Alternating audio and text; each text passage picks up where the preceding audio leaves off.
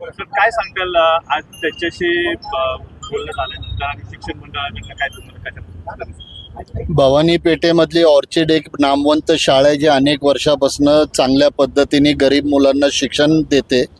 त्या शाळेवर काही दुष्कर्मी बिल्डर लोकांची नजर पडलेली आहे आणि आता ते बिल्डर लोक कधी पोलिसांच्या मार्फत कधी बाउन्सर्सच्या मार्फत नाही त्या पद्धतीने शिक्षण मंडळाच्यावरती शाळा बंद करण्याच्या पाठीमागे लागलं आहे.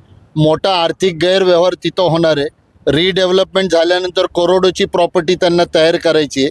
आजसुद्धा त्या वास्तूमध्ये 30 नागरिक आजही राहतात. शाळा गरीब मुलांची तिथं चालते.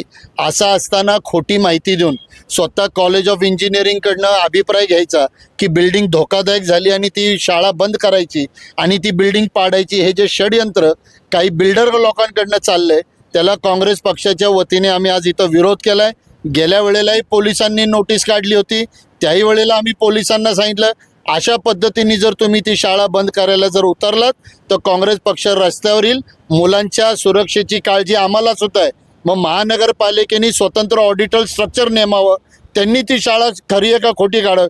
कारण जे अभिप्राय बिल्डरनी कॉलेज ऑफ इंजिनिअरिंग म्हणजे COEPचं केलं त्याच्यामध्ये 2 अभिप्राय. एका अभिप्रायामध्ये सांगते की शाळा जी चालती त्याची वास्तू त्याची बिल्डिंग पूर्ण सुरक्षित आहे, कुठलाही धोका नाही. असं असतानाही शिक्षण मंडळ आमची शाळा बंद करण्याच्या पाठीमागे नोटिसा देते, पोलिसांना देते.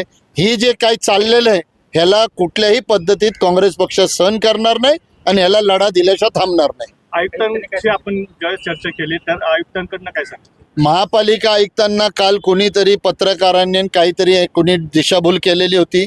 त्या पद्धतीने त्यांनी असं सांगितलं होतं जर धोकादायक असेल तर आम्ही शाळेच्या मुलांच्या सुरक्षेच्या दृष्टिकोनातनं उपाययोजना करू.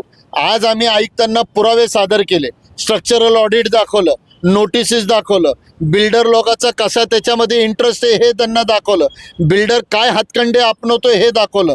गरीब मुलांची आज तुम्ही एखाद्या मुलाला जर शिक्षण घ्यायचं 1,00,000-2 लाख रुपयाशिवाय त्याला नाही, इथं अल्प फीजमध्ये मुलांना शिक्षण मिळतं. ती शाळा तुम्हाला बंद करायची, गरिबांची शाळा बंद करायची, असं कदापि होऊन देणार नाही. आयुक्ताला जेव्हा ते पुरावे पाहिले आयुक्तांनी स्वतः सांगितलं की आता हे चुकीचं आहे, मी माझे ऑर्डर्स थांबवतोय आणि येणाऱ्या टायमामध्ये महानगरपालिका आपल्या दृष्टिकोनातनं तपासणी करेल, आपल्या माणसाकडनं करेल की ही बिल्डिंग सुरक्षित आहे की नाही.